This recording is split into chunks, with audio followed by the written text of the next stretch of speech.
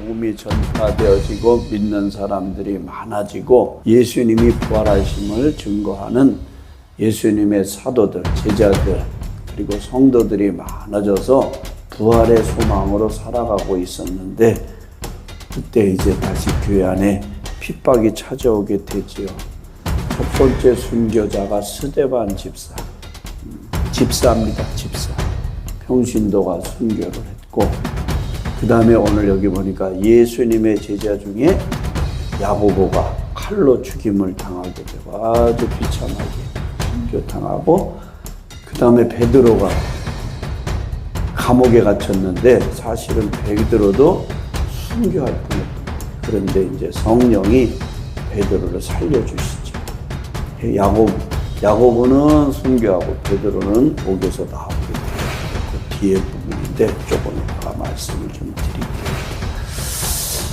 드릴게요. 우리가 이제 요한계시록은 앞으로 일어날 일에 대한 환상과 계시 요한이 예수님의 제자 중에서 제일 막내가 요한이거든요. 그러니까 세례 요한 말고 똑같은 이름인데 사도 요한이에요. 사도 요한. 요한이 예수님의 어머니 마리아를 노년까지 잘 모셨고 예수님이 십자가상에서 부탁하잖아요. 요한아 이제 네 어머니다. 그러면서 마리아를 노년까지 잘 모셔달라고 해서 요한만 순교를 안 당했어요. 아주 오래 살았어요. 나머지 제자들은 다 순교당했는데 예수님의 제자 중에 요한만 순교를 안 당하고 장수를 했죠. 그래서 이제 쓴 성경이 요한계시록입니다. 그래서 지금도 앞으로 일어날 일에 대한 길인데 사실은 더 정확한 계시록은 마태복음 24장이에요. 예수님께서 종말에 대한 예언의 말씀이거든요. 여러 말씀을 하셨는데 그때 하신 말씀이 너희가 환난에 이제 넘겨줄 것이다. 사람들이 너희를 죽일 것이다. 너희가 내 이름을 위하여 많은 사람들에게 미움을 받으리라.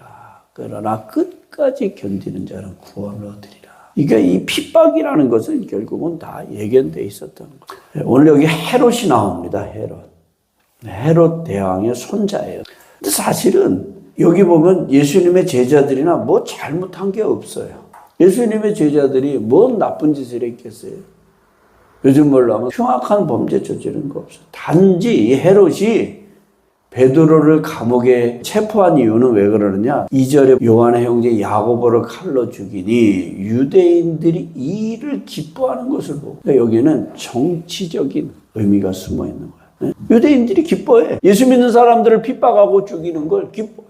그러니까 특별히 이들에 대한 감정이 없어요. 그리스도인에 대한 반감이 원래 없었어요. 근데 환심 사기 위해서, 요즘 말로 하면 표 얻기 위해서 칼로 죽이니까 사람들이 좋아했어요. 순교를 당한 거예요. 그래서 우리가 예수님이 이 십자가, 예수님과의 십자가, 성도가 고난은 뗄래야 뗄 수 없어요. 고난이 없는 십자가는 있을 수가 없게 되죠. 이 말씀을 가만히 묵상해 보면은 이제 앞으로 얼마를 더 가야 될지 모르지만 예수 믿는 것 자체 때문에 우리가 미움받고 핍박당하고 그런 날이 조심스럽지만 그게 말세로 가는 징조 끝이 아닌가 이런 생각도 해봐요. 오늘 이 사도행전 12장은 초대교회 가장 큰 위기에 직면한 장면이에요. 예수님의 제자들이 순교당하고 감옥에 가고 예수 믿는 사람들은 다 숨고 헤롯이라는 자는 이 사람들이 좋아하니까 예수 믿는 사람들을 잡아당기고 사울, 회심한 사울이 있을 때 근데 좀 잠잠해졌거든. 사울이 회심을 했으니까 바울로 회심을 해서 이제 좀 평안해졌는가 보다 했더니 이 헤롯이 등장해서 예수 믿는 사람들을 핍박해요. 근데 뭐 기독교인이 옛날이나 지금이나 무슨 방법이 있겠어요? 기독교인의 싸움의 방법은 폭력이 아니거든요. 비폭력이거든요. 기도하는 수밖에 없는 거예요. 단 하나의 방법이에요. 초대교회도 선택한 단 하나의 방법이 뭐였냐면 기도하는 수밖에 없어요. 어떻게 보면 참 무기력한 거죠. 죽는 현장에서도 기도하니까. 우리가 오늘, 아까 오늘은 복음성과 찬양했잖아요. 오늘 집을 나서기 전에 기도했나요? 기도에 대해서. 기도는 뭐예요? 우리의 안식. 기도, 예수 믿는 사람들에게 있어서 기도는 생명과도 같은 거예요. 인생의 어려움을 만났을 때, 우리가 감당할 수 없는 일을 만났을 때 꼭 해야 되는 게 뭐냐? 그게 기도라는 거예요. 기도.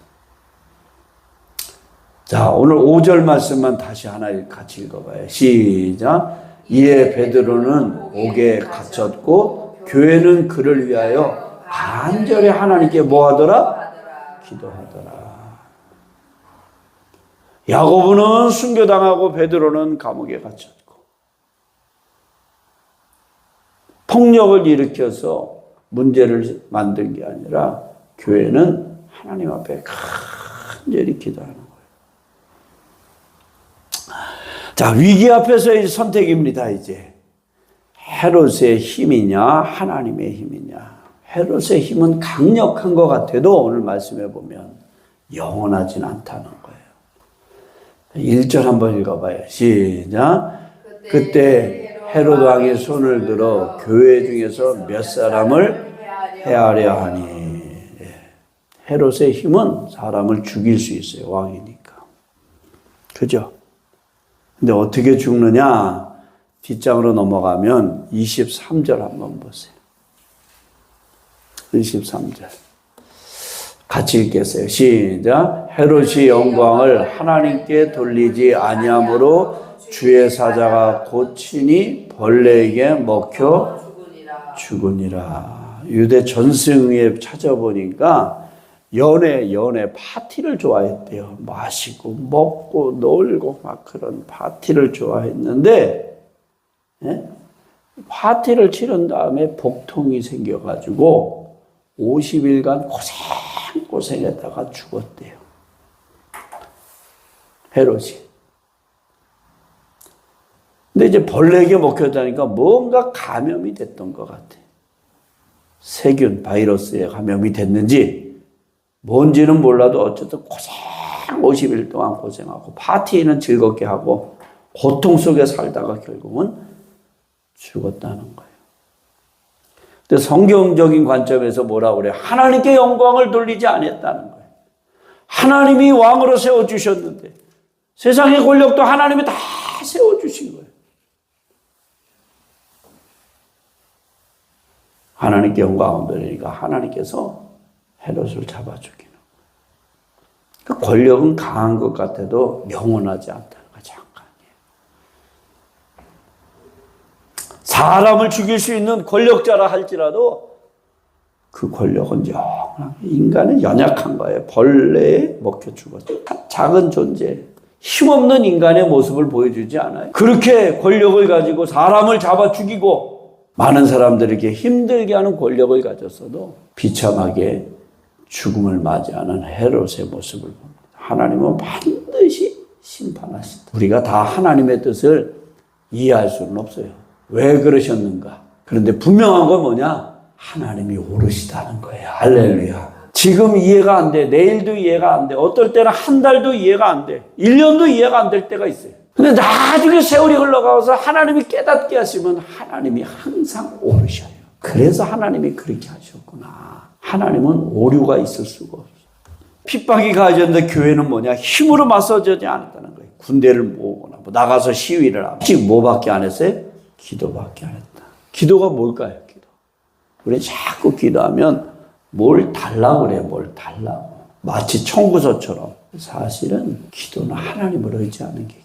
하나님 편. 미국의 아브라함 링컨 대통령이 남북전쟁을 하잖아요. 로버트 리 장군이 있고 북쪽에는 아브라함 링컨이 장군인데 노예 해방을 위해서 전쟁을, 미국도 남북전쟁을 했거든요. 근데 전쟁이 일어날 때도 아브라함 링컨은 하루에 그 포탄이 떨어지는 광경 속에서 하루에 2시간씩을 기도했어요. 참 대단하죠. 그러니까 참모들이 나오면 보고해야 되니까 장군님 우리도 기도했습니다. 하나님이 우리 편이 돼서 전쟁에 이기게 해달라고 기도했습니다. 그때 아브라함 링컨이 한 유명한 말이 있어요. 장군, 하나님이 우리 편이 되게 해달라고 기도하지 마시고 우리가 하나님 편이 되어서 싸우게 해달라고 기도하세요. 근데 그 말이 정말 맞아요. 하나님이 우리 편이 되는 게 아니라 남쪽도 로버트 리 장군도 하나님을 믿고 북쪽도 하나님을 믿어. 하나님 누구 편을 들어줄 거냐.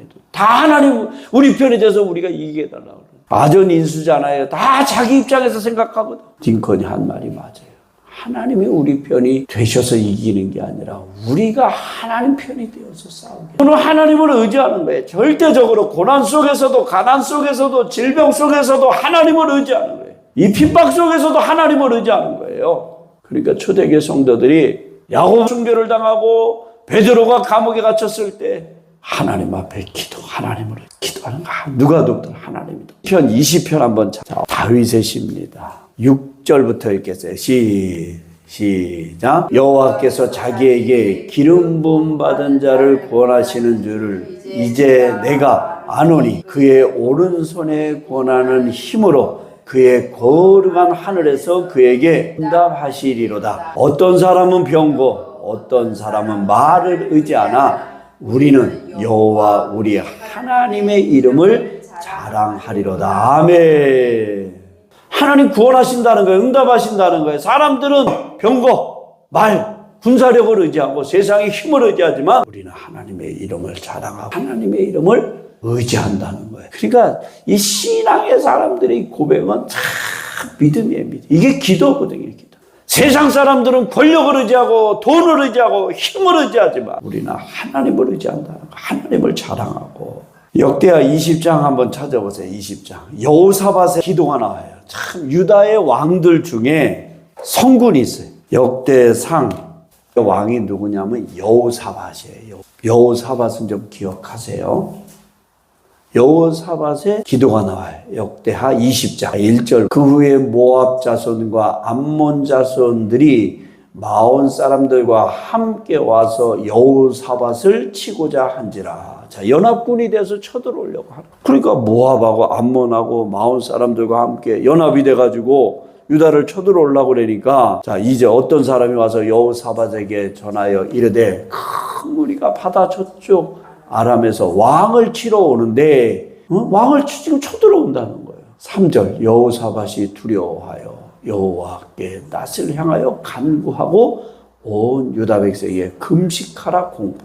얼마나 두려워요. 왕이지만 이 연합군들이 쳐들어오니까 얼마나 두려워요. 이거 안 되겠다. 온 백성이 다 금식을 선포한 거예요. 아니, 전쟁하려면 먹어야 힘을 내서 싸우는데 금식하라고 그러면 이게 말이 되겠냐고. 4절. 유다 사람이 여호와께 도우심을 구하려 유다 모든 성읍에서 모여와서 여호와께 간구하더라. 자, 기도하는 거예요. 그 여호사밧이 지금 기도하는 거예요. 12절로 우리 하나님이여 그들을 징벌하지 아니하시나이까. 우리를 치러오는 이 큰 무리를 우리가 대적할 능력이 없고 어떻게 할 줄도 알지 못하고 오직 주만 바라보나이다 하고, 유다 모든 사람들이 그들의 아내와 자녀와 어린이와 더불어 여호와 앞에 섰더라. 여호와의 영이 회중 가운데서 레위 사람 야시엘에게 임하셨으니 그는 아삽 자손 마따냐의 현손이요 여이엘의 증손이요 분하야의 손자요 스가랴의 아들이더라. 야시엘이 이르되 온 유대와 예루살렘 주민과 여호사밧 왕이여 들을지어다. 여호와께서 이같이 너희에게 말씀하시기를. 다 같이 시작. 너희는 이 큰 무리로 말미암아 두려워하거나 놀라지 말라.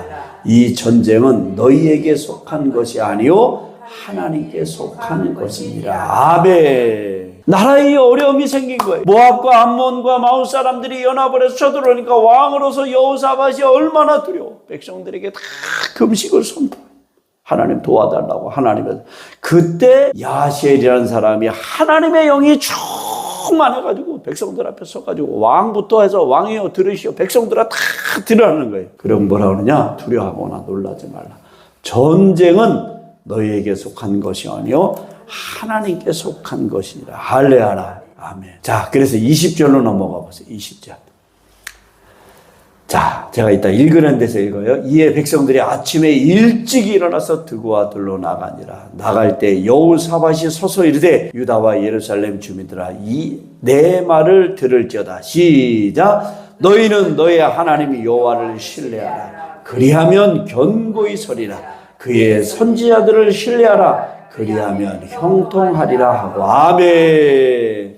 만약에 여호사밧이 믿음의 왕이 아니었다면, 이렇게 기도와 금식을 선포할 정도의 믿음이 있는 왕이 아니었다면 야하세일이 일어나가지고 내 말을 두려워라. 전쟁은 하나님께 속한 거니까 두려워할 것 없습니다. 그러면서 저 새끼 네가 뭘 안다고 이 새끼.